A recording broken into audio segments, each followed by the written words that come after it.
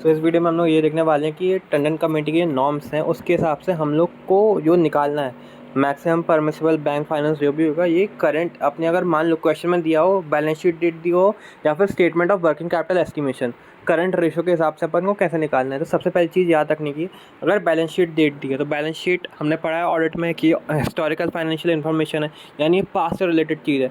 तब हम लोग ने हमने पास्ट में हमें देख लिया कि यार हम लोग को करंट एसेट इतने पड़े थे और करंट लाइबिलिटी हमको इतनी ज़रूरत पड़ी थी। तो जब हमको निकालनी है तो हम लोग इसमें फ्यूचर का एडजस्टमेंट करेंगे।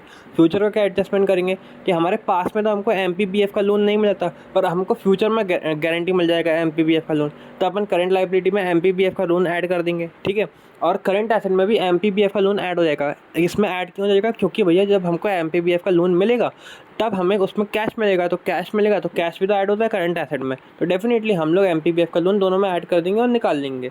अब दूसरी चीज़ क्या होती है, जब हम लोग अगर बात करें statement of working capital estimation की, तो ये ऑलरेडी फ्यूचर के लिए बनाई जाती है, क्योंकि ये फ्यूचर के पर्सपेक्टिव से ही बनाई जाती है। तो उसमें हमें मालूम है कि हमें करंट एसेट कितने लगने वाले हैं, तो इसमें हम लोग को ऐड करने की कोई ज़रूरत है ही नहीं। हाँ, ये अलग बात है कि करंट लाइबिलिटी हमारी दो ही थी उस टाइम पे। करंट लाइबिलिटी क्या होती है, या तो क्रेडिटर्स होती हैं या कोई आउटस्टैंडिंग एक्सपेंस होते हैं।